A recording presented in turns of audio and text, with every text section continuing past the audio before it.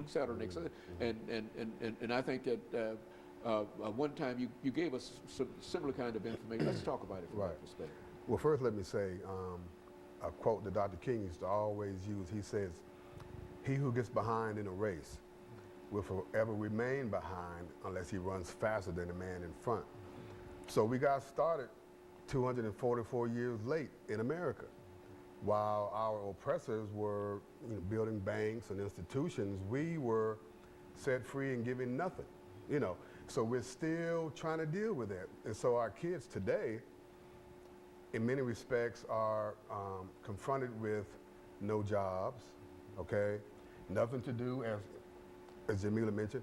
And so they're just kind of just sitting around looking for something to do, but there aren't any options. And so for me, we have to be about the business of trying to make America do what's right.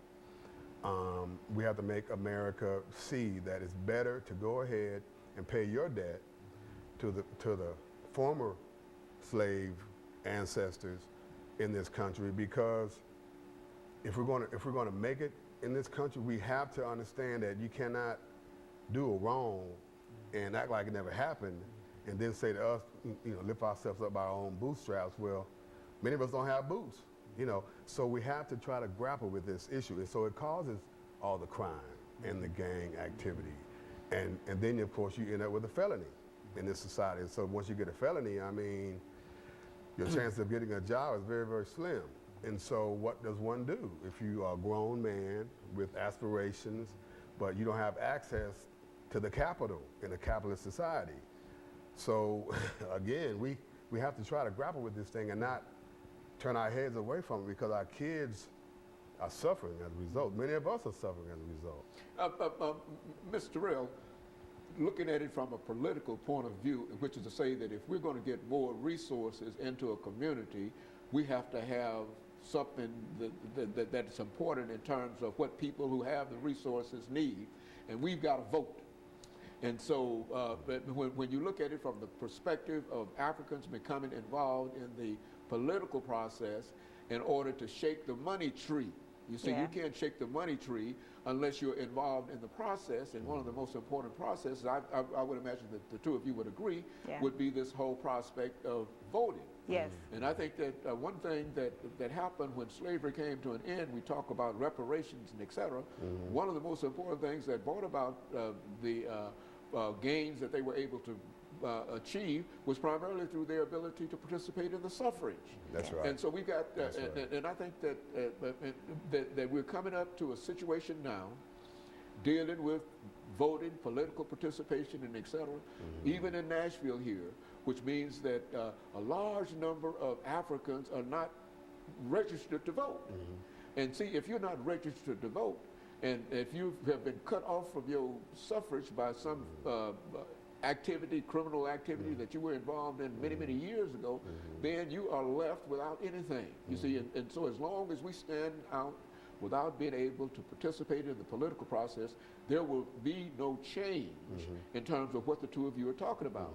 There are no changes unless you can bring pressure onto the folks who are making rules and regulations at the state legislature.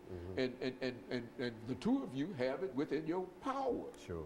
But the thing about it is that you have to get out and work with people and get involved in the political process, and especially at a time like now. This is crucial that we see. The last election that we had, only 6%, 6 out of 100 people voted in the metropolitan election. Wow. You see, and that's not only black folks, that's people. 6 out of 100 folks voted out of the people who are registered to vote, and all you have to do is to come up with some kind of coalition. You talk about a coalition. Yes, yes. See, that's the coalition. As long as you stand around and talk about reparations, and let's recall how it was. The only thing you need to recall about the old days about reparations and talk about that is the fact that when Africans came out of slavery, they had the 13th Amendment to the Constitution, the 14th Amendment to the Constitution, and the 15th Amendment, and they were able to use them, and we no longer know how to use the 13th Amendment. It's just that simple. And so as long as you don't get Africans to come out and vote, You can't shake the money tree.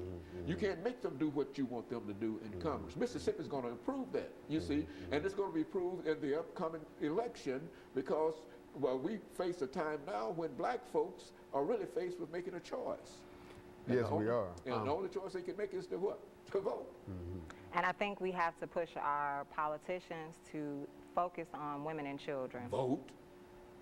You understand what I'm saying? Which Yeah. is say that yes, they'll do that if they understand that they are supported by the vote. Yeah. You see, and if they're not supported by the vote, even on local elections or even on the national level, it really doesn't matter because that's what a large number of money people are paying for when they give money to these politicians. They are paying for what?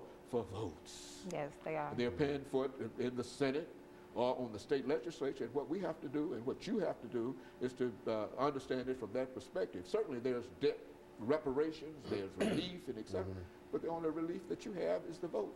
Well, if I could just kind of add to what you're saying, we had Please do, since this is your show. Oh, no, it's okay.